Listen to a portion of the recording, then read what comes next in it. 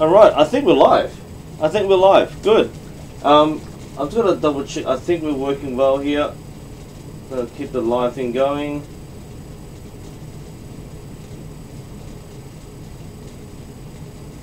Alright, stream looks good. Yes, we are live. There we go, we are live. Alright, hello people, this is NUSensei. Welcome. I do apologize for the background noise. We have some central duct heating happening at the moment. The weird thing about the Australian spring is that it's pretty warm during the day, but it gets pretty cool at night. So that's why the heat is on. I do apologize for the background static. And hello everyone. So I've just woken up like about half an hour ago, and I had this really weird thing where it's daylight savings here, right? So like I was awake at 2 in the morning, like scripting and doing videos. And of course it flicked to like 3 AM right away, so I completely like lost it. So I'm trying to get some sleep, and trying to sleep for 3 hours with like coffee is a really bad idea. And I had this really weird nightmare about not making the stream. Like I just think about it so much. I had like 2 or 3 different dreams or nightmares about like making stream and the net dropping out and being in a different house and going to work, and it was really weird. But thank you everyone for turning up. We'll let the people start streaming in. But it's really nice to see you guys. I know some of you guys here aren't archers. I know some of you are my War Thunder or gaming fans, like all 3 of you. So hopefully it should be okay. So good morning to my German friends, those who are watching from Europe as well. We'll give people a bit of time to settle and start logging in. I've got a couple of things happening here. I'm not sure if my mic is working. It's over here. I'm not sure if that's capturing or that's capturing it, but I'll find out the stream later on. If the volume is okay, just let me know. If it's not okay, just shout out at me and I'll have a look over here. I've got my my work laptop here to follow the live feed, because otherwise I'll be looking at this mid corner here rather than at the camera. And what I'll be doing is that I've got around 10 or so questions which I've gathered from the previous feed, so the previous video and the Facebook page. So I've got some questions to answer, a nice variety of different things. After I go through the questions, we'll do some live Q&A, so I'll scroll through and go through your questions, and afterwards you might feel free to just ask me anything. I know this is one of the few chances which people get. I know people don't ask me stuff on my videos, but anything else about me or my life that you want to ask about, feel free to ask. While I'm letting people settle in for just for a few minutes, I've got my compound bow here, so we'll do a bit of shooting just while we're getting people to log in, and while wait for the duct heating to quiet them down a bit. But should be a little fun. For those who wonder, I've reviewed this bow, by the way. This is the Cartel mini compound. I think you have a nice fun time here. 6 feet in Cambodia. Wow, hello Cambodia. Alright, let's have still got this. Oh yeah. Hey, knock him off. That's expected. You see the arrow sticking out there. That is weird. That's pretty cool. Alright, let's see if we get a grouping here. Should actually put, there we go. That's better. Oh, that. That's within the 3 meter line, so I can still pick it up.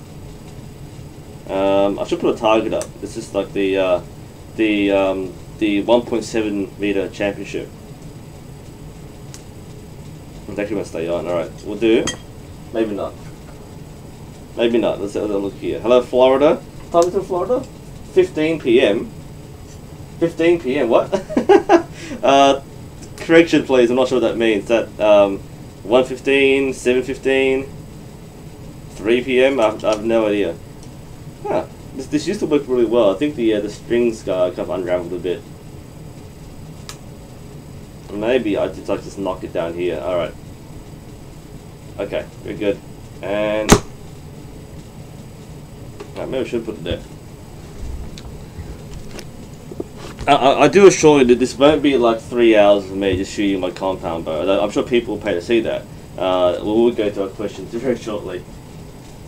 7:15 PM, thank you. And hello Ghost Reaper from Atlanta, Georgia. Thank you for joining us. We're just warming up, we're getting our audience in. I'm doing my archery warm-ups, namely by shooting a compound.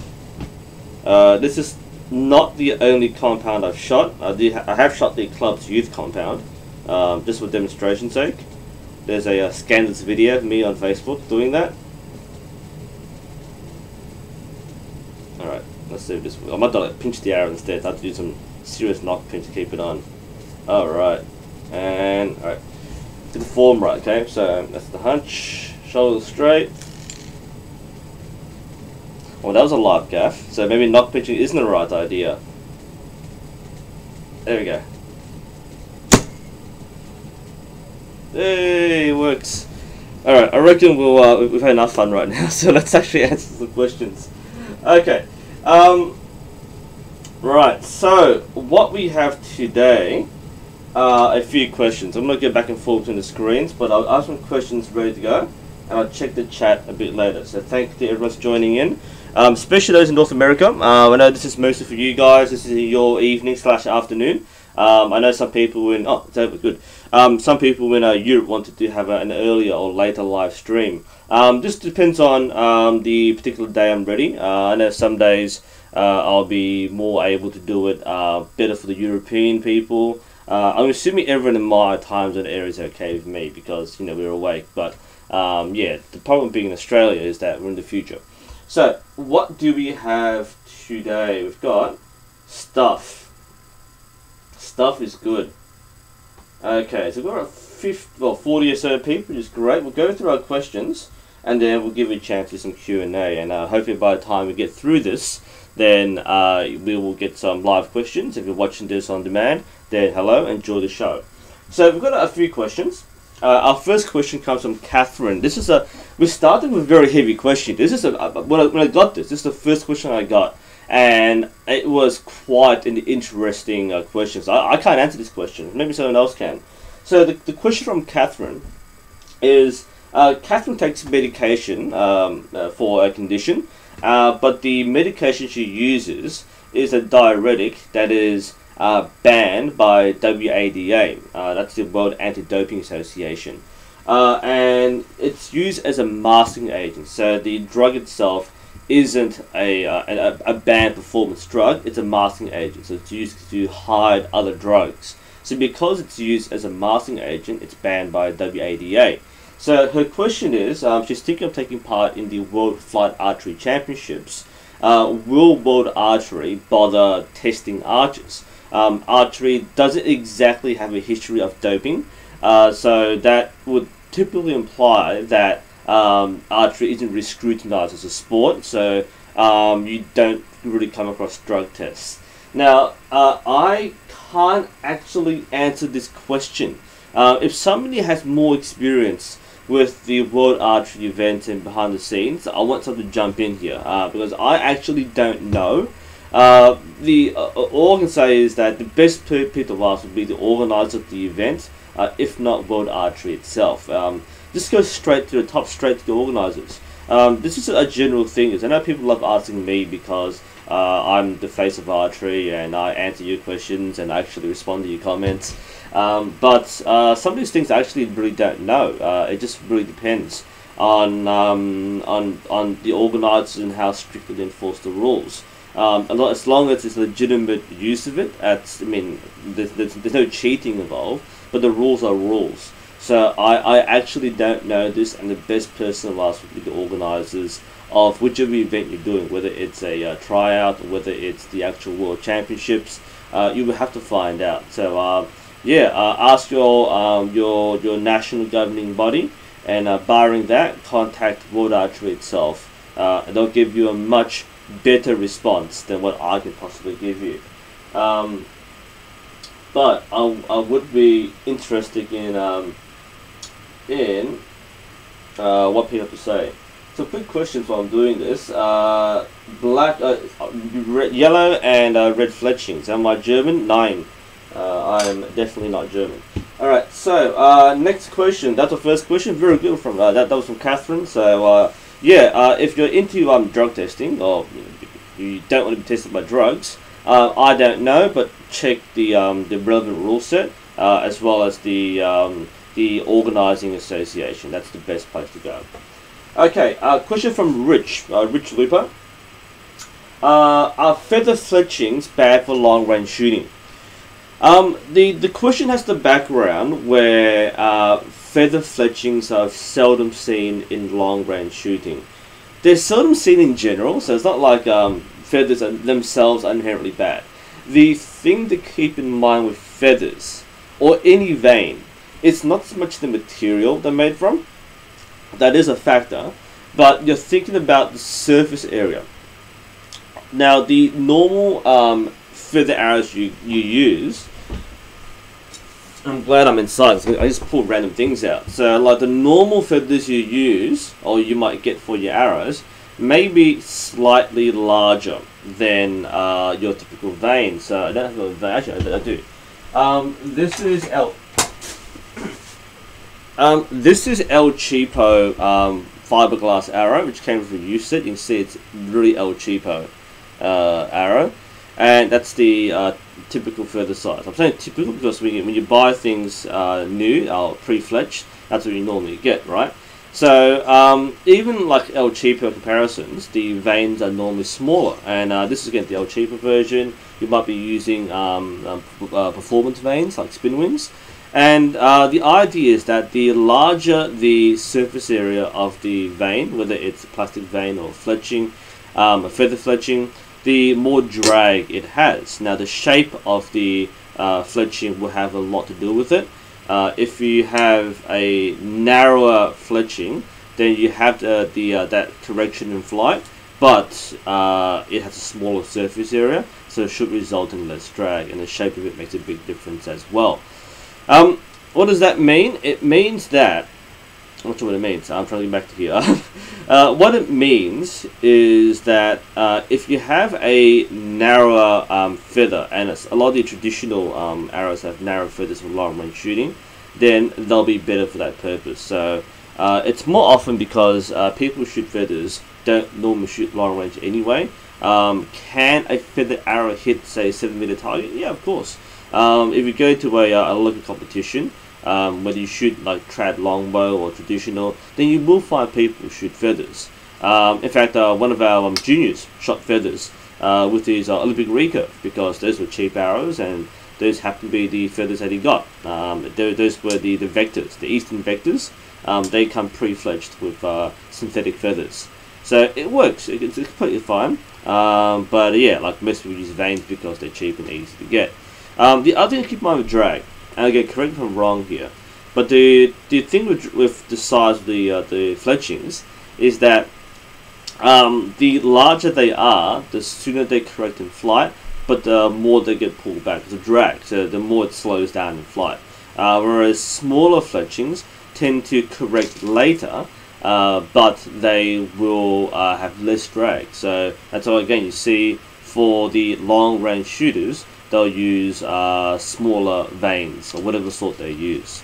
So that's the feather question. Yeah, very good question. Thank you, Rich, for the question. I'm just going to do a double check on the side. Yeah, looking good. Yeah, absolutely right. So Dacian, you have a good point there. So what Dacian's pointing out from the live chat is that indoors, often you will see top shooters use feathers, and for that reason, it corrects sooner. So for a smaller vane, what happens is that it takes more distance to correct its flight. So it might be still oscillating or moving left and right. So you need to impart a spin, and it takes time and distance to correct the arrow's flight. So when you're shooting 70 meters, by the time it gets to the apex and hit the target, it's already corrected. But in short distance, when you only have 18 meters, you don't want an arrow to be continually moving. So often you want to have a larger vane. And flus have a similar purpose too. They're meant for short range shooting, because they're obviously very high drag coefficient, because they're like fluffy vanes, they slow everything down. So they have very short range for the purpose they're used for. So that's absolutely right. Yes, so instinctive wonder bit, like I said, yeah, indoor it corrects the it stabilizes the arrow faster. Okay, let's move on. Next question. Alright. Okay, this is a good question. I have a bit of a drink while I'm doing this. Martin has asked a very good question. If I could sit down with any archer, fictional or not, who would I talk to? I'm going to give everyone a minute to talk about this while I'm getting my little breakfast kind of juice in. That's a good question. So if you could sit down and talk to any archer, real or fictional, who would it be? And I'll think about it for a bit.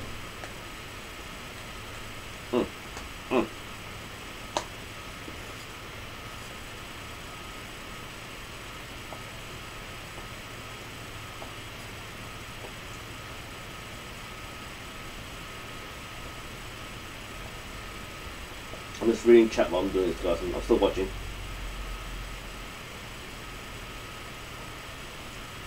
We're on 50 live right now, which is great.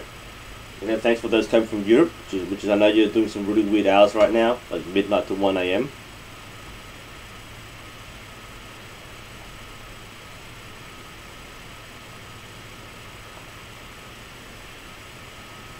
The discussion happening right now is whether why are veins more weather resistant than feathers? Was feathers meant to be waterproof and birds have them? Veins are plastic. That's all to say really. Veins are plastic, so they expect to be more durable. Feathers will break down, and I think Walter mentioned in the chat before that yeah, because feathers will come apart with more usage. That's one reason why veins are preferred, because they're cheaper and they will last longer. Unless using spin wings with a very badly tuned bow, in that case that will fall apart very easily. It's great seeing chat go. You can see the answers flying out there. A lot of these things people will know about already, which is great. But yeah, the point out there is yeah. So the different vein shapes aren't just for show. The vein shapes are there for performance. So again, sometimes you want a bigger surface area, but you want a narrower vein or a longer vein for whatever purpose you have. Because again, all these things have different effects on the flight of the arrow. And maybe you need a narrow vein for clearance. And you could possibly say that a faster arrow will require kind of narrower veins. It's not the same surface area, but it's pretty complex stuff. But it's basically like depends on like what you shoot the arrow for, whether it's short range, long range, whether you want the arrow to stop sooner or like travel further. And again, if you compare an arrow like a flu arrow to an arrow used for flight archery, they're completely different things. There's a lot to say about arrows. Okay, so the question we just left off before was if I could sit down to an archer, real or fictional, who would it be? And this is the question I'll ask for you as well. This is feel free to post in chat what you think, because I haven't thought about it. The thing about archery, I preface this answer with my general opinion. The thing about archery is that it's so individual that you don't really need input or validation from someone else. So I know people want to learn and acquire new skills or new philosophies, but archery often it's something that you would have to explore on your own with guidance from sources or from different people to guide you on your journey. So I don't really have like a mentor in mind, and this is my life in general. I don't really have like a mentor or role model to look up to. I'll kind of do my own thing and kind of build my own philosophy, my own experiences. But to actually answer the question, which is a really good question, I'm going to flip back to chat for a bit here. What I think is a great answer. All right, so I'm going to approach this from a personal interest and just for the sake of knowledge. I would love to talk to certain coaches, like national coaches, because obviously they've reached that level for a reason. As someone who is a fairly low-level archer, who hasn't really been out there, I don't get exposed to a lot of professional coaching. I've been to some seminars and workshops. I've been to Jim Park's workshop, and thankfully Jim Park is based in Victoria, so he does run his workshop every now and then, and that's hosted by Archery Victoria.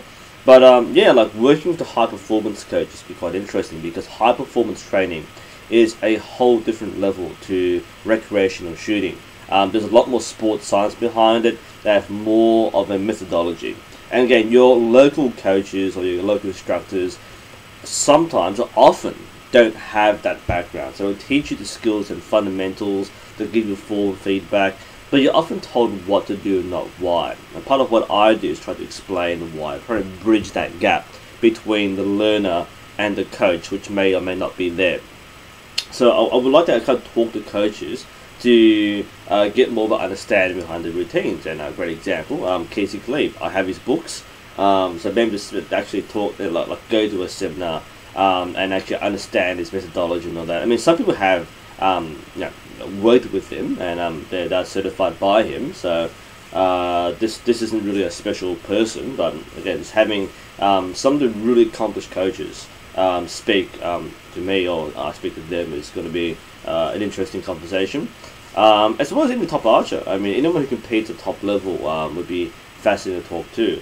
But again, because everyone's so different, it doesn't mean that I'll become super good because I've stood within 5 meters of Brady Ellison. So yeah, it's interesting to see how people compete. It's just that mindset, which is something that's very admirable. And I'll say that just as an archer myself, that doing it is much different to watching. I think everyone can agree here. Yeah, like when people watch archery, especially one of the things that always get us as archers is that we always, people always say it looks so easy because there's no effort involved. But you look at the world's best who've gone through like thousands of hours of arrows of training per day. Of course it looks easy, of course they're really good, but when you actually do it, it's not easy. So yeah, like as someone who does a sport, you appreciate that. And the people who compete at high level, at least we understand that thing together. So like that's a lot of mutual respect.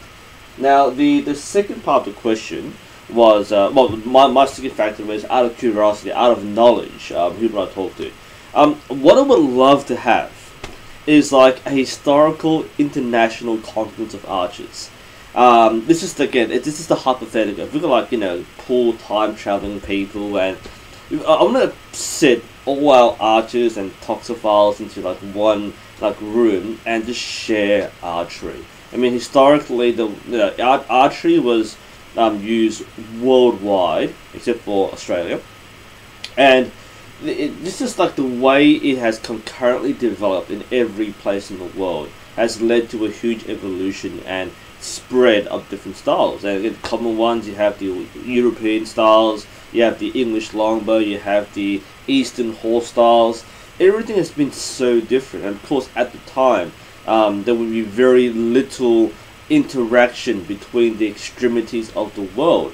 So yeah, the Romans would fight and conquer the Parthians, and they would later fight the Persians, and they had their own different bows and styles and techniques, so there's some interchange. But the Romans didn't fight wars with the Chinese or the Koreans or the Mongols. So that was such a big spread that naturally at the time there wouldn't be that much cross-cultural understanding, and apart from trade and language and money, you don't really trade boats. So to be able to have this nexus, this time flux where every archer from different time zones and or different time periods and different areas could actually share their bow techniques, it's something we can only do today. And to be able to rebuild those things and reconnect those understandings and those forgotten styles of archery, that would be a really nice thing to see. And that's my thought experiment there. Is what if we had that historical capsule where we could compare things? I mean, the only time where technology and method would truly be exchanged would be with the advent of modern times, where travel became easier. We have steam trains and boats and all that. That's when people could go from Europe to China in a few months and trade. But by the time that happened, bows were pretty much on the way out. That was the age of gunpowder and firearms.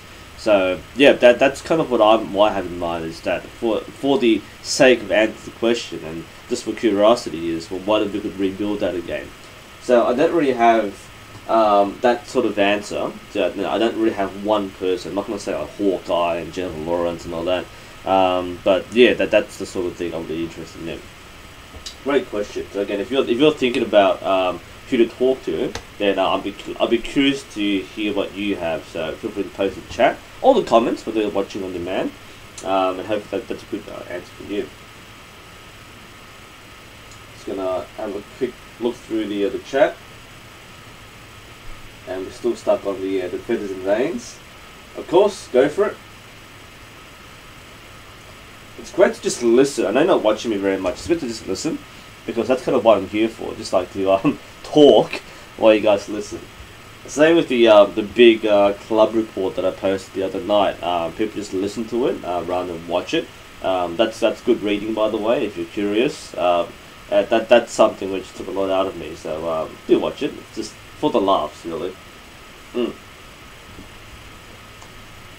Okay, some quick questions. So next one is from Tracy. Tracy asks, does windage on the site change of distance? Windage, by the way, just quickly clarify, is the left to right horizontal adjustment. So if you move further back, should that change? It shouldn't.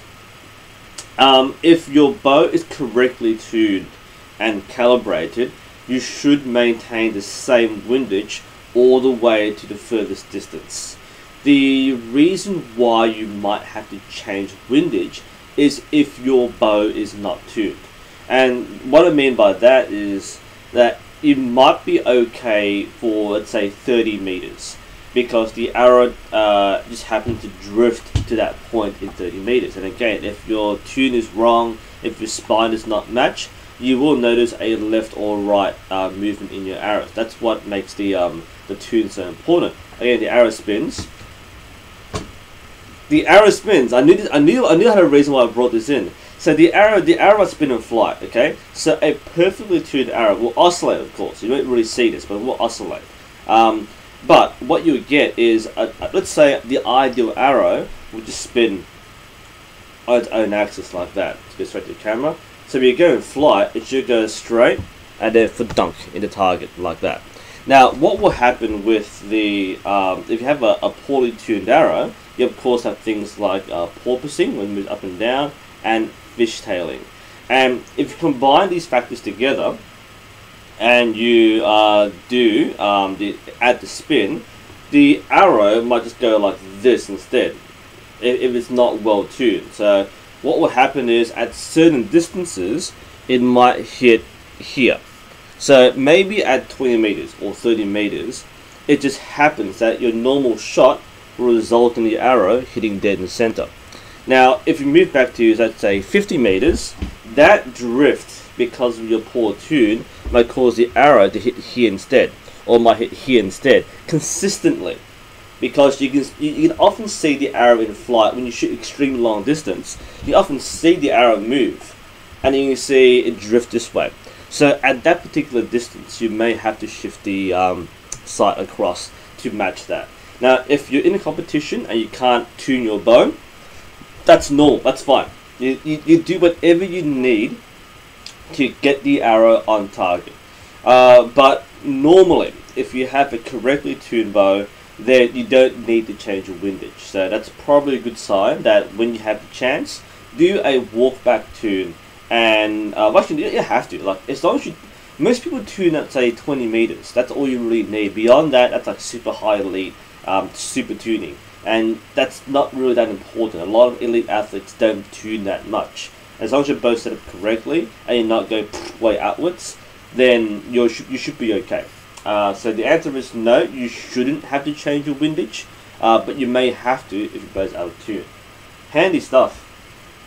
Good question. I'm not sure what's happening in the chat right now. Let's have a look here.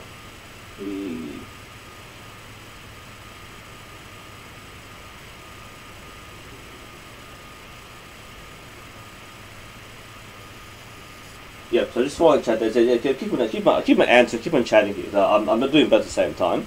The interesting, I mean, Jake Kaminsky has a lot of stuff. I bought his book recently about training. But I think that like a lot of elite archers will do a simple setup and tune, but a lot of them will swear that they've never done tuning with their bow, like a serious tuning, and they'll shoot just fine. And once you get the right matching equipment, it's mostly just you. You can tune all day, but if your shooting is bad, then the tune won't really matter. So, but yeah, definitely check out Jake Kaminski's videos. The way he does a setup of his bow from start to finish, and yeah, lots of good insight. And every archer, every coach have a different perspective on tuning. Some are very technical and will have it down to a T. Other athletes might go, look, my bow's pointing that way, I'm going to make it go that way. So there's some don't care about it as much. Okay, let us continue to our next question. This question is from Ollie. And the question is, how long should a pair of limbs last for? The short answer is that your limbs should pretty much last forever. And a lot of bows, which as long as they're maintained properly, even the older bows, the wooden bows, as long as they're maintained correctly, not left out to dry in the garage, then they should be okay. They should be good for your entire life.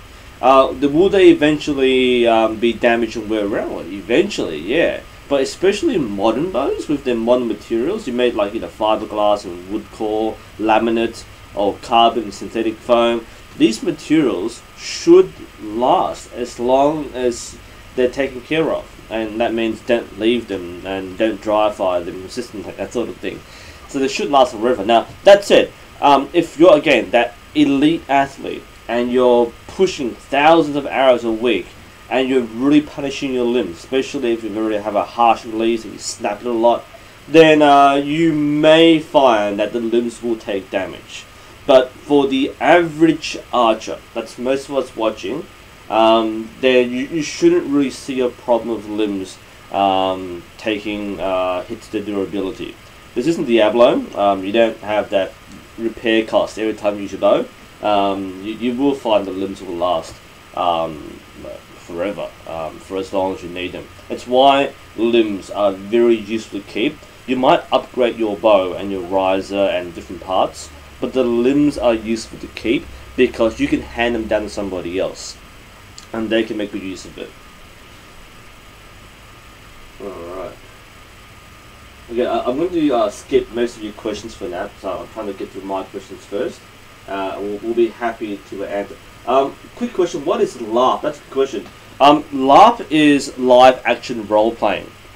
I've got one LARP arrow in the other room, which I won't bother now, but live action role playing is when people basically dress up in their fantasy / historical gear. They'll use foam weapons, so foam swords and foam halberds and foam arrows.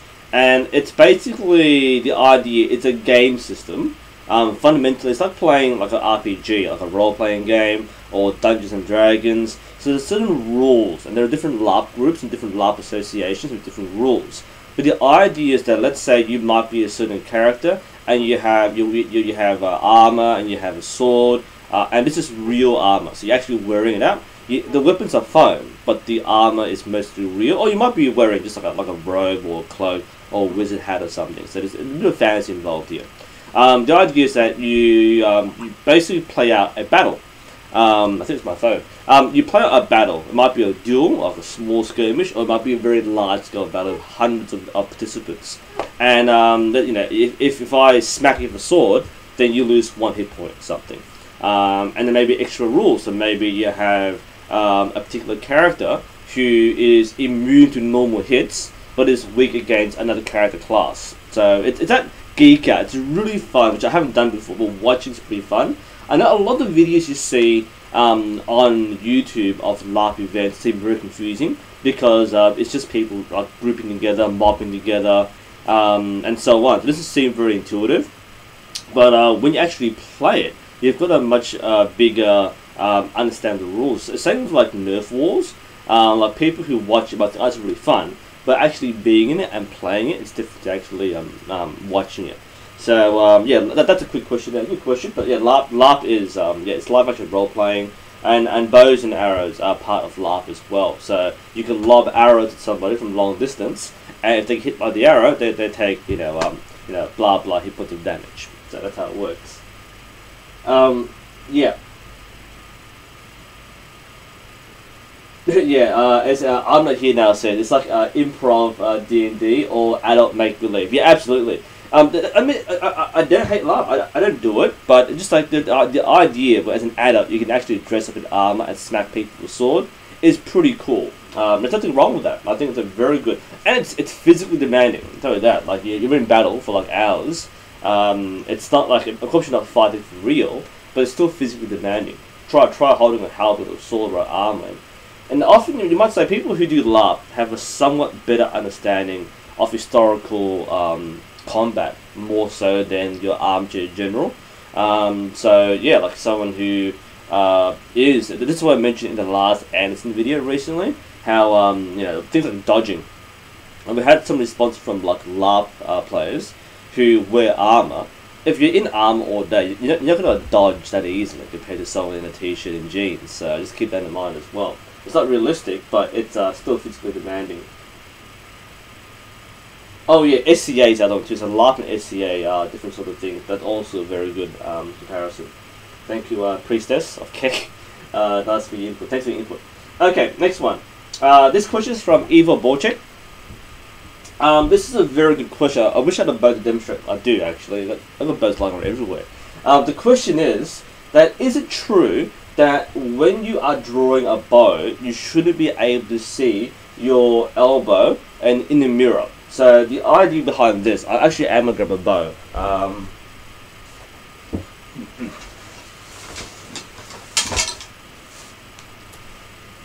Alright, I'll use this for now. Okay, so the question again is from Evil Evil Berchik. So if you're a full draw, the question is you shouldn't be able to see your rear elbow at full draw, and this is to do with the angle of your bow arm, and some people have a verb pronounced chicken wing. So you might see people shoot like this. Okay, so imagine that's a target right here. In fact, there is a target right there, and I'm shooting, and you might see some people have the elbow. I'll turn this way, kind of stick out like this. Okay, so it's not quite behind, and some shooters will see will have it all the way behind the back of the head. Now, this is a matter of optimum extension or flexibility. Kasich Lee talks about this in terms of archery, and other coaching manuals have this as well.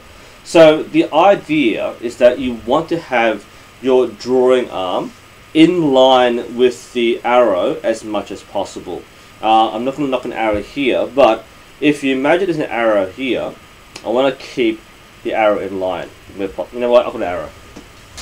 This one's actually pointless, so this makes a bit more sense. So let's just chuck it on here. Yeah. So you want to keep the arrow. Yeah, there we go. Arrow and arm in line as much as possible. Not just like this way, but also from the rear. Okay. This is all good. Yeah. Alright, so if I have my arm sticking out this way, it's not going to get me a clean release, because when I release, I'm going to basically pluck the string this way. I'm going to chuck the arrow out now. You've seen the arrow, you know what it's like. So if I shoot like that, I'm not going to dry fire, then I'm not imparting a directional force in the right direction. So I'm going kind of diagonally that way, and I might follow through by going whoosh, like that. But the release has already happened. So if I shoot like this, it's going to give me more of a fishtail effect. Now, if I get it behind my head correctly, like that, and you can't see my back elbow, I'm in line with the shot. So when I release, there will be less of that fluctuation, or less of that displacement. So it is important to try to get as close to an inline shot as possible. And Kasich Lee does make a point about if you can get beyond that point. So some people are very flexible. They can not only go in line with the arrow and behind the head, they can actually go a bit past it. So shoulders are aligned towards the other side, and he says that's optimal. Some will disagree, but he says that's probably the optimal flexibility. Now, is it important to attain this? The answer is Not necessarily. The highest performance archers will have trained to have enough flexibility to be able to achieve that that reach. But many people, especially those starting out, but a lot of people just don't have that back flexibility where they can get the arm all the way behind the head. Again, you see here, they might come here at full draw, but the arm is sticking out. They can't come all the way back like that. So if you can't do it, that's not a bad thing. You may find that your shooting and expansion is less optimal, but you can still shoot okay. There's nothing wrong with that. But if you can get the line, then you should find yourself having a more stable platform and a better expansion and back tension, basically. So if you can do it, great. If you can't, then don't worry about it too much. Okay, let's see the crowd. All right, let's go back to my questions. We're halfway there actually for the actual questions. Next one's from Courtney from Germany. The question is, well, Courtney shoots right-handed, but she is left eye dominant. Let's take the classic cross dominant question. So at the club, she has exclusively shot right-handed bows, and she bought herself a left-handed bow. But she's noticed that she's had a lot more soreness in her muscles when shooting left-handed for a few days or a few weeks. So should she continue with a left-handed bow or go back to a right-handed bow? Cross dominant is always a tough thing, and one of the hardest things is when you can't shoot your a different-handed bow, left-handed especially. So if you're left eye dominant, generally people recommend that you prefer your eye dominance over your hand dominance, because you can become competent with your opposite hand easier than switching eye dominance. And controversial, people will say other things, but generally speaking, eye dominance, especially when you're older, gets a bit more ingrained. When you're younger, you tend to switch a bit more easier, but over time you can get used to it, but it's kind of mentally ingrained. It's very hard to actively change that. So hand dominance is probably better. Now, in terms of your soreness, I would imagine this is because generally, because you're right hand dominant, you will do more things with your right side, and therefore you'll be more used to the right muscles. And especially if you're shooting with the club and club bows, and you're used to shooting right-handed, and because you're right-hand dominant, then you might already have developed the beginnings of muscle development for right-handed shooting.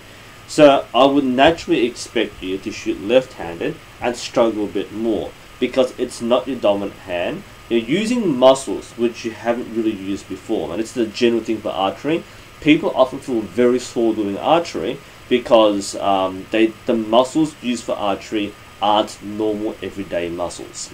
So that's why archers have, like really good archers, the ones who've done it for years, have pretty awesome shoulders, and have nice traps and rhomboids, because they do more of this intense workout of these muscle groups more than regular people. So you are, of course, abnormal. you are beyond normal. Anyway, so yeah, if you're shooting left hand and it feels really sore, then yes, I would expect you to go through this period, and I would encourage you, therefore, to keep on pushing on. Now, I don't think there's any injury or weakness which you have to compensate for. I think it's more of a natural feeling of transitioning to your non-dominant hand. And if you can keep it up, then you find that shooting left-handed and left eye would be easier for you. But again, if you have a really hard time with your left hand, then you might have to go back to your right hand. So you might have to try both, but spend more time with your left-handed bow to see how that works for you before you jump over back to right-handed. But yeah, I don't think it's abnormal. That just, like I said, the regular use of these muscles is not normal for average people. So if you're just starting out, even if you shoot one hand and it feels sore, then the other hand should feel also a little fatiguing and tiring. Good question. Very good question. By the way, if you have questions, ask me like a bit later. I'm gonna go through my final questions. Then I'll scroll through it quickly. I'll go through your questions. So I'm gonna call like a bit of a break in a few minutes, and then you just flood me with questions, and I'll answer them in turn. Okay, the next set of questions comes from Halima. There are 3 questions. Halima asked, when using a stabilizer, is it necessary to use a V-bar? No, it's not. I'm not sure I'm holding this, but okay. So the point of a stabilizer is to add weight to the bow, especially the front part, and to pull it back down. Most people can only need to use a long rod, the horizontal long rod stabilizer. You don't need to have a V-bar with the side rods. And in fact, many of the older configurations, especially from the 1960s, 70s, and 80s, they have so many wild configurations for stabilizers. You've got like one down, long one down here, one small one up here, and so on. So people will still experiment with different styles. Today, the most common setup is the V-bar and the long rod. That, I guess, is the most trendy thing. More people want to have that balance. But yeah, you don't have to use the V-bar. It does add that balance and weight, but it's not necessary. And if you don't want to use one, you don't have to. And if you want to shoot advanced levels without using V-bars, then you can use any other configuration you want. Because remember, most risers have top, middle, and bottom bushings for stabilizers, and you can mix and match as you feel you need to. So yeah, you don't have to use V-bars. The next question from Halima again is it necessary to take down a recurve bow every day when you finish using it? No. It's completely fine to leave your bow intact. You won't strip the screws. In fact, you will do more damage by removing it all the time, because you will eventually wear the screws down. But you don't have to take it down every single time. You don't have to unstring it every single time. And if you're going to use it every day, you can leave it strung. Most bows are okay. Now, this might fly in the face of every single thing you've been told. Every time you finish using the bow, de-string it and then put it away. And I've said this to you on my channel. The reason being is a lot of people will simply leave their bow and never use it. That's where things get a little problematic. If you're going to use it every day and you want to keep it there for convenience, intact and strung, then that's okay. It actually won't do that much damage. Now, there are certain circumstances where you don't want to do that. Again, hot weather, the wooden limbs might set, so you might lose that flexibility. And it might delaminate, especially under tension in hot, dry places. The glue might come apart. The other reason is because people pick it up and dry fire it. You know, your kid brother would do so, or your uncle would do so. Just have, hey, look, nephew, look what I can do, bang, and then he'll break your bow. So it's more of a safety thing more than anything else. So if you are going to use it daily, then keep it strong. It's okay. The modern bows especially are made so that they will last a long time. So it's a very big precaution, and it doesn't hurt to de-string it. But at the same time, if you're going to use it a lot, then it's okay. Don't feel too freaked out about leaving a bow strung. And by the way, I just accidentally left my sage strung for like a year, and nothing's wrong with it. It's okay, so it's fine. And the last question from Halima is a simple one. Why do Olympic archers let the bow fall forward? This is asked so often. I've actually answered this question many times, including a video about slings. But I will make just one to answer this one question. And the simple question that everybody knows by now is that to get the optimum grip on a bow, you actually don't want to hold the bow. If you grip it, it creates tension, and you might end up torquing the bow. So you might be pulling it back, and you go like that because you have a tight grip. And even with a soft grip, there is some conflict between which direction your fingers and your hands are moving.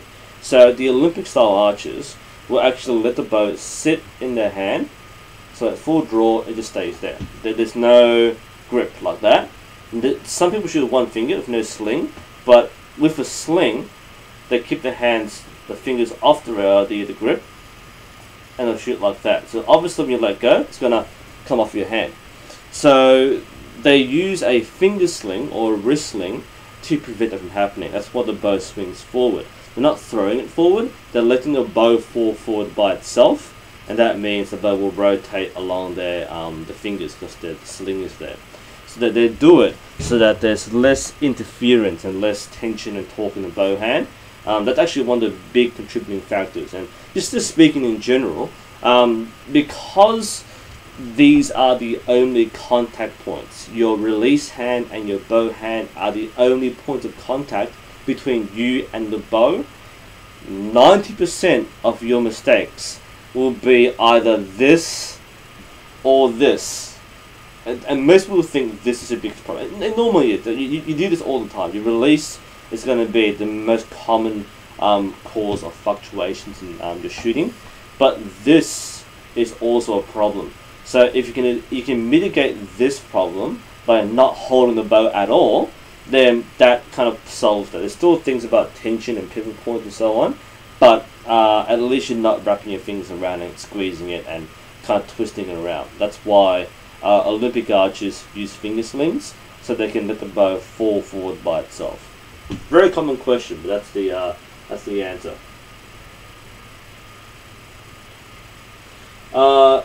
Quick question from John Lee. This is a good question. Often you will see compound shooters only use one side rod, because then you normally have two V-bars, or two side rods and one V-bar for the recurve. Many compounds only have one side rod. The reason why, this is the brief reason, and compound shooters, feel free to jump in here. A normal compound bow is already quite heavy, and you have to consider that the weight of the accessories as well, especially the sight. So often, compound bow, some will shoot with two V-bars, but many people find that they only need one on one side to compensate for that particular offset. So at full draw, it sits in the hand and it might naturally lean one way more than the other. So they only use one V-bar, one side rod, just to compensate the one side, because they don't need both. They just need one, because it's very heavy towards one side.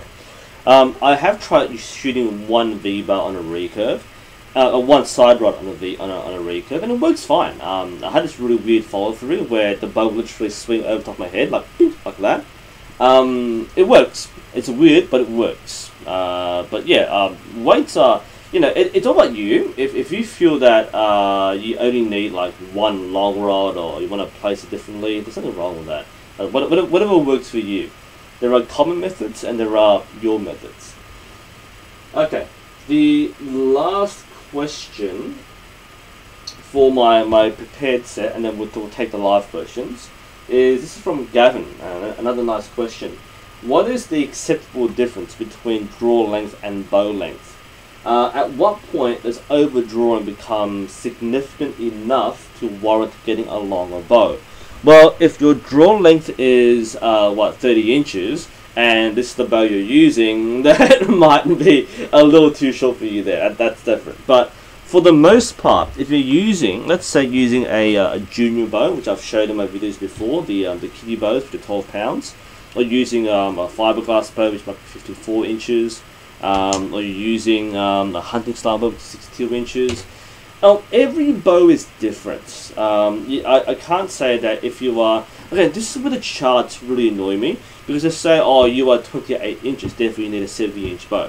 And people who are just Googling and casually researching and don't understand why, they just assume this is dogma. You have to get a 70-inch bow, and they get really paranoid. Oh, I've got a 26-inch draw. Is that too long for me? The other way around is more common. So they have a 29-inch draw. The chart says you need a 70-inch bow.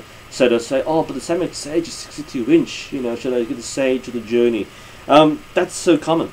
The reality is, you don't need a certain length for your draw length. These things are mostly for the full-size bows, whether you're a traditional shooter using a full-size traditional bow or full-size target bow. Because those things, when you think about those draw lengths and bow lengths, they're more optimal for the shooter. So for a taller person with longer arms, having a 70-inch bow means there's less stacking. Now, what it does mean is that if you're shooting a shorter bow, you may experience that stack. Each bow is different. Each model is different. So the same stage, for example, might stack a lot at more than 28 inches, but other short bows not as much. And some people like that punch. It's almost like a reverse compound where it gets like really hard past this point, like that's like a reverse compound. So you don't really need to worry about too much. If it gets uncomfortable, that's when you should change. But every bow is slightly different. Additionally, the only other qualifying factor that would determine your bow length is knock pinch. If you are drawing a bow to the extent where your fingers just clamp around the arrow, then that is a good sign you should go for a longer bow. That's probably the most important one. Stacking is the one you feel the most, but knock pinch is the most dangerous one. Not so dangerous, like you might hurt yourself, but it's going to be the most painful thing, is the knock pinch. So if the angle of the string is extreme, then get a longer bow. That's the only reason why shooting a shorter bow is going to be bad for you. That said, I shoot the junior bows, the 54-inch ones, like 3 under, so it doesn't affect me anyway. But the limbs won't break unless you're shooting a traditional primitive bow, which has a maximum draw length. Then you shouldn't worry about having to break your limbs. That's completely fine. Okay, and that will basically conclude the formal set of questions. So I'm going to have a bit of a drink break. I'm going to finish my breakfast. Feel free to flood the chat with questions. That is all 66 of you. Hey, that's not bad, considering the time zones. A lot of you are from Europe right now, so it's great for you to stick in at 1 in the morning or 2 in the morning where you are. So thanks a lot for that. But yeah, feel free to ask questions. I'm going to have a finish my drink, rehydrate, and we'll go through it. I'll scroll up later. I'll go through the questions. And feel free to ask me anything. Like if it's not archery related, feel free to just ask me anyway, because I'm here for the next few minutes. And we'll just clean out. So I'll let you go for it. I would normally put music here. I would play an ad or something. Just pretend there's something here.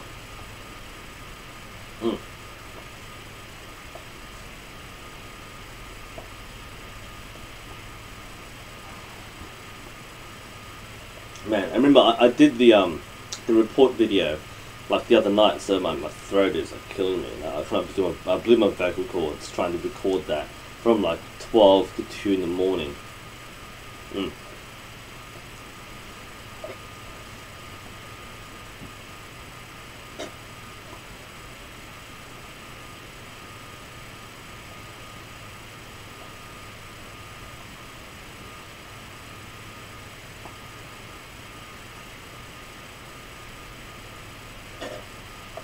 Okay, no done.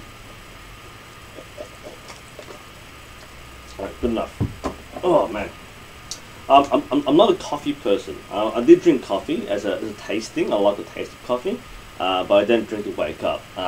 This may seem unusual because I'm a teacher and all teachers drink coffee. I'm very averse to using caffeine to wake me up. So whether it's a cola or a coffee, I don't want to rely on what is a drug to wake me up in the morning. I want to make sure that I get enough sleep for what I need it for, and take care of myself to the point where I am functional without needing coffee. So it's morning for me, but I don't drink coffee in the morning. And this talk about a bit of mental health. People with anxiety are often aware of this more than others. Because they already have, we already have a sensitive trigger. We don't want to, drink coffee or Coke or any soft drink, sugar rush especially, because we're more averse to that reaction. We know that it takes less to push us over the edge. So if you're going through a hard time, if you have anxiety, then you may want to pass on the coffee. That generally is a nice well-being thing. is to you can drink your coffee, but I would kind of recommend that you take yourself away from a regular intake. If you enjoy coffee as a social drink or as tasting, that's different. But yeah, if you're going through that edgy period, take it easy on the coffee. Again, I don't drink coffee to wake up, especially not at work. I find it causes a natural imbalance in what I do. So my mind's thinking like 10 miles ahead of the rest of my body, so I can't like write properly. So I'm just way too ahead, and it's hard to settle down because the drugs in your system, you're very jittery. So I find it better to just be a bit more natural and at ease myself. Alright, let us go through some of our questions. And I'm facing I'm going to do it this way. I'm going to grab my laptop for that. I'll actually see you now. Okay, so let's go through some of our questions. I'm going to scroll to the very beginning of chat as much as I can see, which is like the last 5 minutes. Actually, that's alright. So I'm going to go through and check out some of the questions. Kixie131, would you recommend a Cartel Phantom bow set? I happen to have a review of that already, so you can check the review out. Just to summarize, the Cartel Phantom is a good entry-level bow. It has all the features of that sort of bow. My main thing, not complaint, but my main observation about the Phantom, having reviewed it, is that it feels heavy. I said it a lot in the review. Someone pointed out I repeated the same thing like 10 times or something. But it does feel heavy.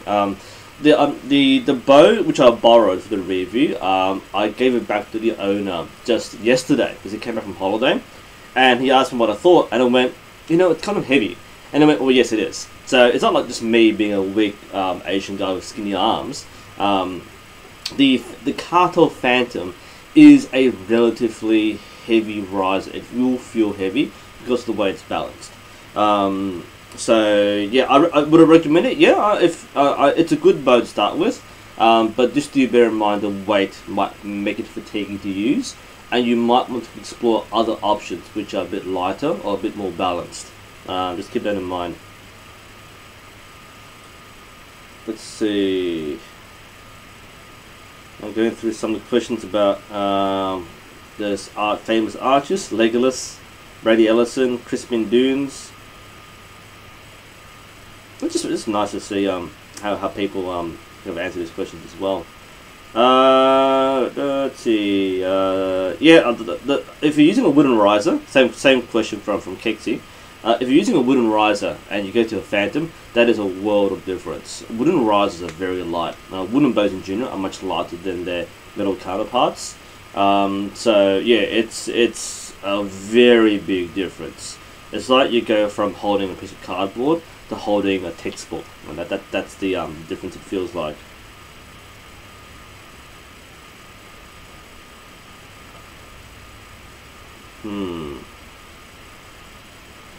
Let's go to the next question. This is from Canty Sanic. If I want to buy my first bow, and looking at it from PC, it comes with the bow, arrows, and basic accessories. The kit is the same price as the cheapest bow. I'm not sure what the kit is, but imagine. Okay, I think what it is. So, irregardless of brand, or regardless of the brand, I imagine this case it's a PC, Razorback, or some similar beginner kit. So all the beginner kits are very similar. You have your wooden riser, your limbs, your string, and the kit comes with like 3 arrows, a finger tab, and an arm guard. You won't actually save that much money if you buy things separately. If you buy it separately, you have more choice. The bow packages are more of a convenience, so they give you a set package of everything you need. Now, even if it's a beginner kit like a wooden recurve or an intermediate Olympic kit, which has the target riser and limbs and the stabilizers, the idea is that the shop will give you what they have in surplus. So they'll often have a lot of cheaper gear because the cheaper gear has more demand. They won't give you like the top of the end recurve sight, for example. They won't give you the Axel sights, the Shibuya sights, unless it's a like deluxe package. But they'll have a lot of the low end to mid range gear in stock. So what they'll do simply to make it easier for a new buyer, they'll give you everything they have in stock, and if they don't have one thing, to upgrade you next level, which is the same, like about $50 or something. So you don't save much money. You might save some, but you won't save that much money from buying parts individually. It's more about choice. You're paying a bit extra for choice, whereas the original kit is all you really need to start. And if you don't want to think too hard about what you're getting, I do recommend the kits. They're actually okay. They're not bad. But it's not really about pricing, it's about customization.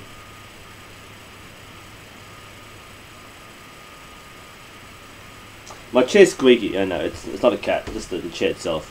I can't make it squeak now on demand, but it's a squeaky chair. I don't really use it though.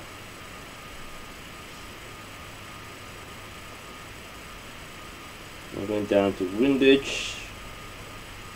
I'm scrolling down on my chat right now, so you can see where I'm at. I'll get to the questions at the end a bit later. Remember something?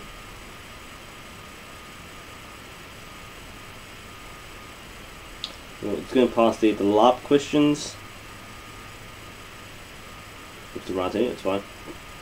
I wouldn't really know much about LARP. I know people who do LARP, but I don't do it myself. Try compound. I've said it a few times, but I don't mind shooting compound. I don't do it now, and I don't enjoy it. I've let go of my perfectionist side a long time ago, and compound is perfectionist discipline. So I don't feel like I want to be stressed out by getting golds. And I feel recurve, like Olympic recurve, is my natural balance between what I will like. I want to do archery for, which is the recurve physical side, as well as the precision and accuracy of using the sights and modern materials. So yeah, compound, it's a nice skill to have. I wouldn't mind shooting compound, as well as other kinds of bows. But that's a journey. That's a journey itself. Wouldn't mind that. Is this bow a PVC bow? No, it's fiberglass. We're talking about this one. This is the typical school bows, and a lot of the 1960s bows are fiberglass as well. So it's not PVC, it's fiberglass.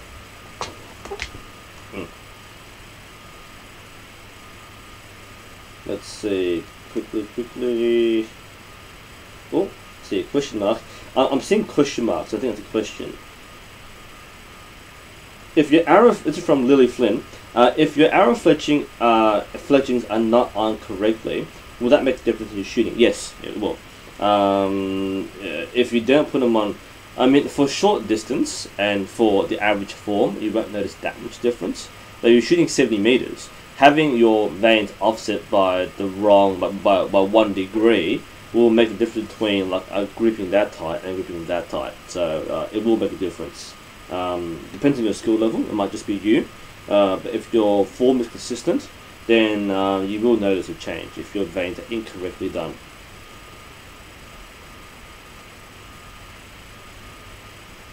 From Krista Payne, what are my thoughts on fixed core for hunting? I don't know. I don't hunt, and I don't have an opinion for using other bear methods.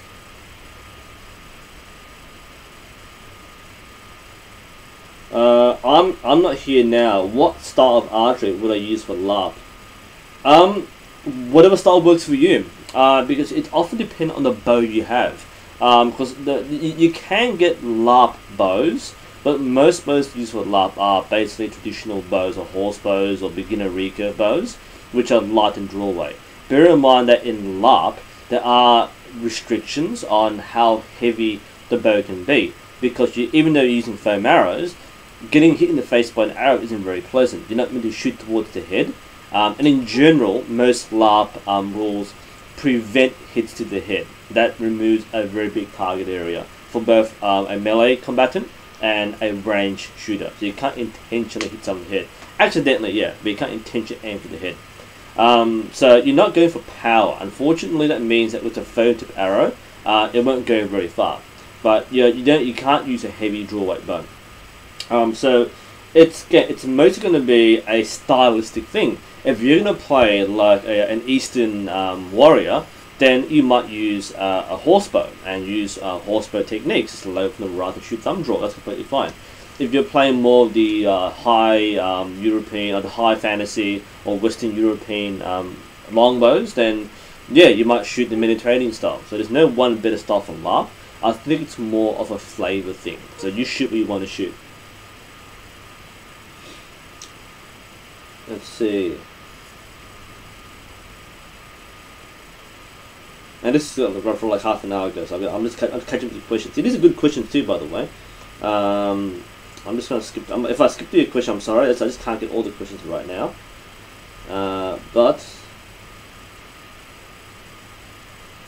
Dacian. Regarding V-bars, is it better to have one you can adjust or a set V-bar? Doesn't actually matter. Adjusted ones are nice if you're doing fine tuning, but having a set V-bar, it doesn't really matter that much because it's balanced anyway. Then you're not going to have an imbalance between both sides unless it's incorrectly angled. But it's gonna make a big difference for most people.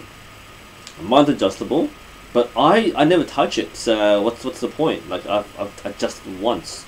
So if you need a particular angle for a particular weight, then adjustable is a good choice. But if you don't need to adjust, save yourself the money. You don't need to be that complicated. You see, most the V-bars used by the pro shooters aren't adjustable. They use it as is. And again, some people are very fickle about how they tune their bow, how to set it up. It's not going to matter most of the time.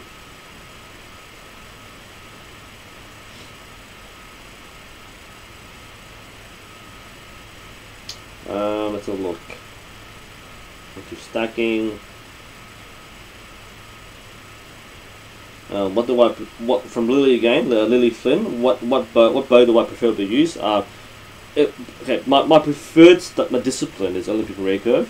But I like using trad bows. So just bare bow trad. It's just easier. There's no setup involved. You don't have to like spend half an hour screw everything in. So when I have like no expectations, I'll shoot my trad bow just for fun. It's nice to kind of shoot the way it is.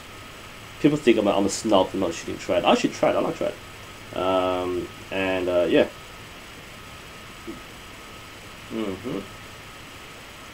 Getting to the end of my list here. The best way to clean glue from a shaft? Gee, I can't answer that right now. Someone can tell me. There are lots of tips for moving glue. From a shaft, I admittedly, from inside the shaft, I guess you can use a scrubber and kind of stick up like a pipe cleaner and try to scrape it out, but don't know. Can't really comment on that. I don't really do it. Oh, that's a good question. Waltham 1892. Thank you for following. You did a lot of comments on my channel, which is great to add more knowledge and feedback.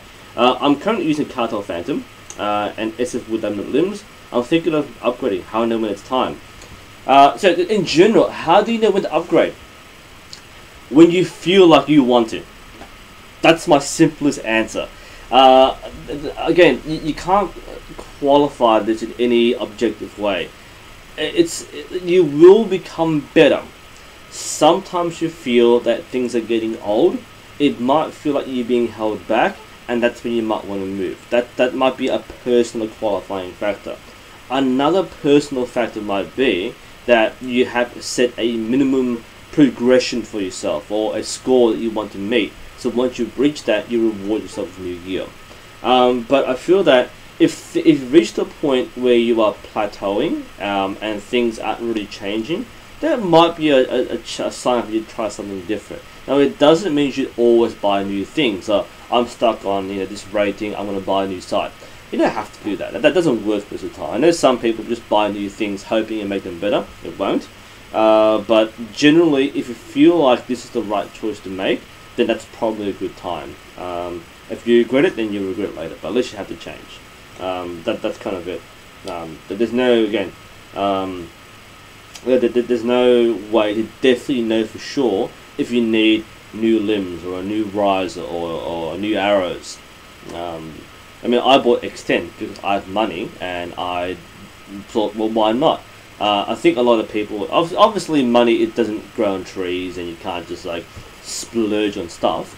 So that's understandable. But for me, well, I have a job and I have saved up money.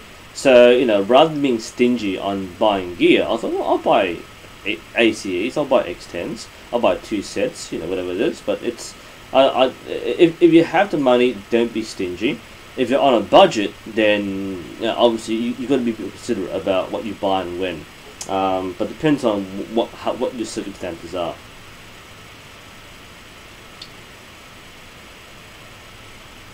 Alright, it's going through. That's the end of my chat. Is that it? No, there's more. Okay. Yeah, glue. Yes, I mentioned Waltham. Yay.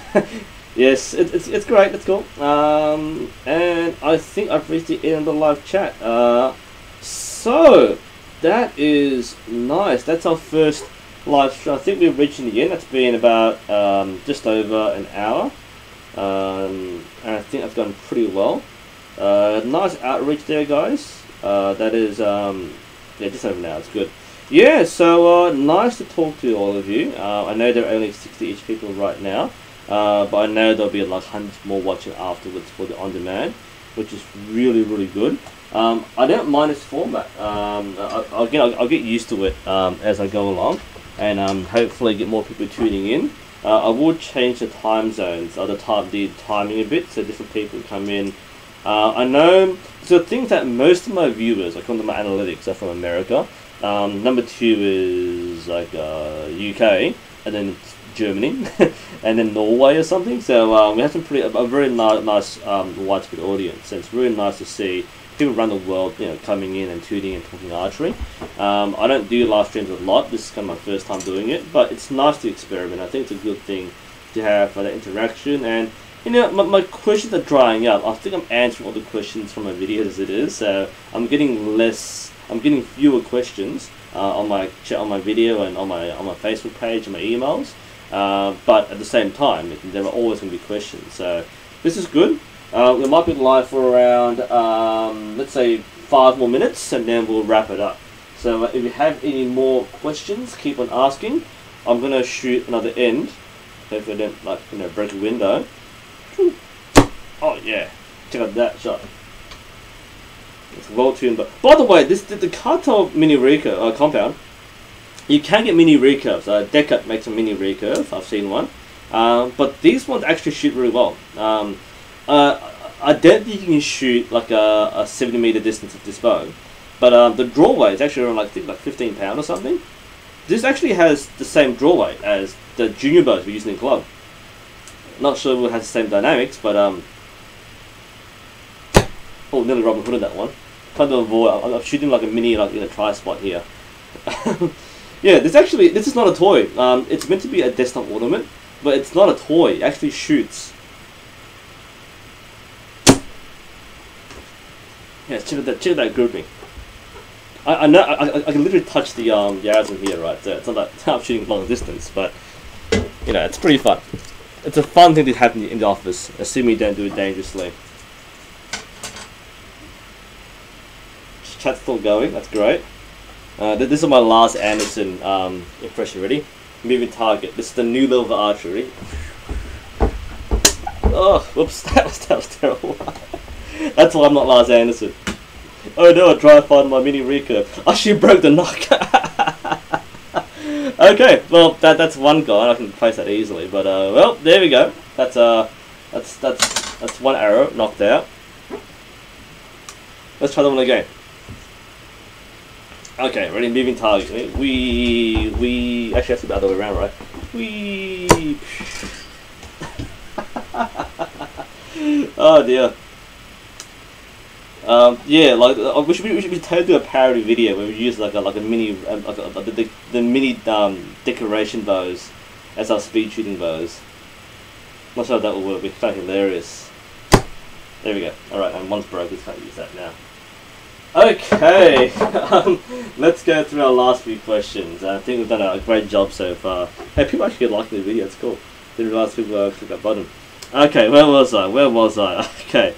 I completely lost track of this. Alright, I got you guys. Okay, there's a good question just before. I just can't see my mouse right now. There we go.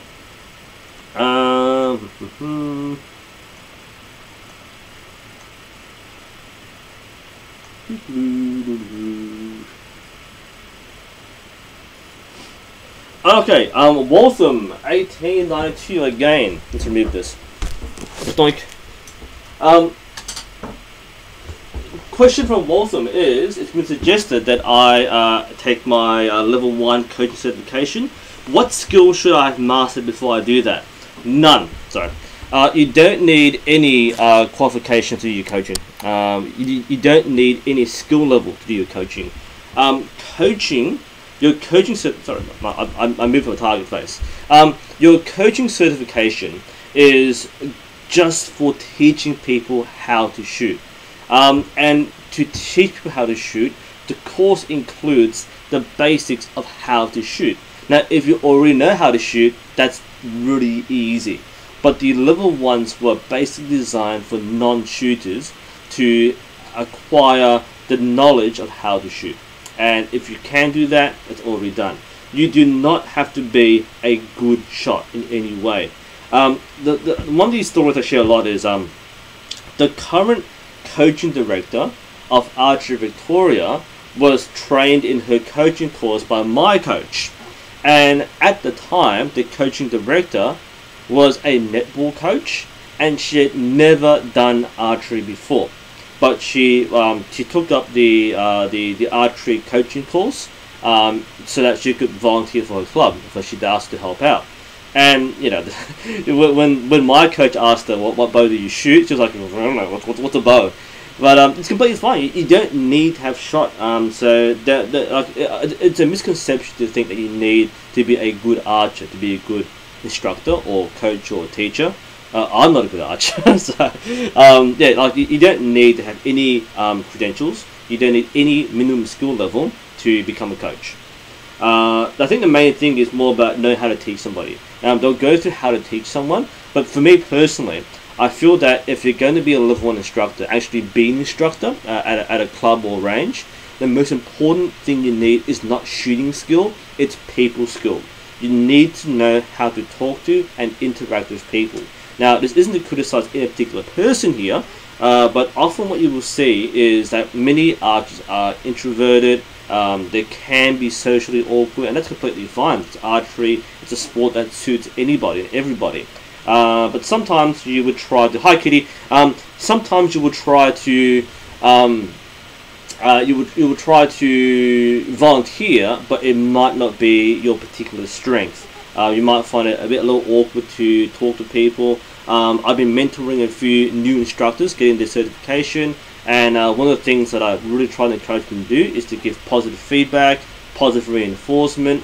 These things aren't always covered in your coaching certification, but they're just good things to have, because as an instructor, you are the face of the entire sport.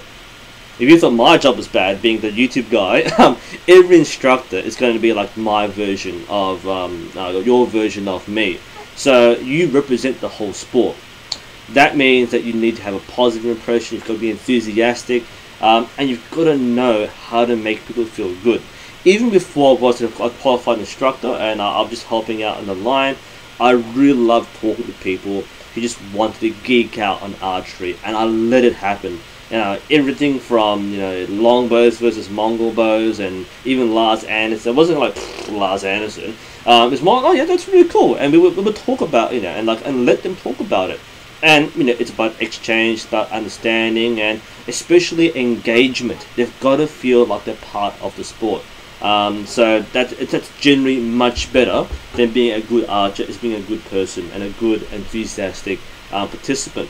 The other thing I kind of point out is things like teacher voice. I'm a teacher. I have a teacher voice. I can project.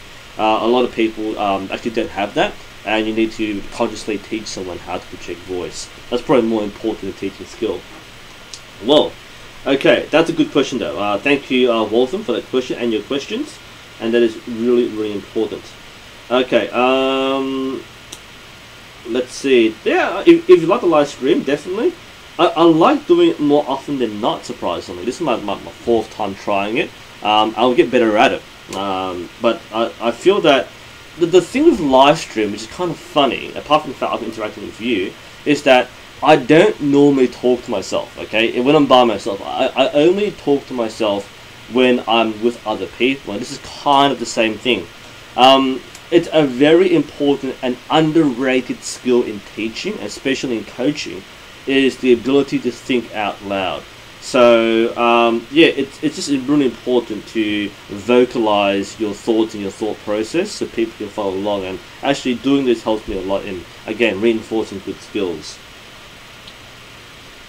And I think we're going to reach the end here. So my laptop's going to run out of battery very soon. I'm filming with that. Let's cut my mouse here.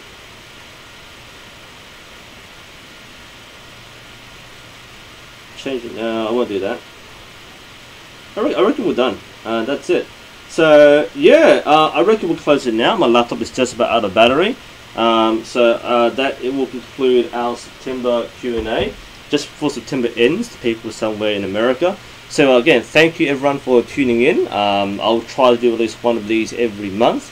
Feel free to ask questions in the comments. I'll use those for the next live stream. I will change the scheduling next time so that different people can tune in from different areas of the world. Yeah, it's been a lot of fun, guys, and hopefully we get a big audience next time. And we'll sign off now. So again, thank you everybody who's asked questions, both the pre-listed questions as well as the live questions. Always nice to talk about these things, and again, feel free to ask me about anything else, even outside of archery. These things we're quite happy to share. Anyway, that's it. Thank you people for joining in. This is NUSensei, and I'll see you next time.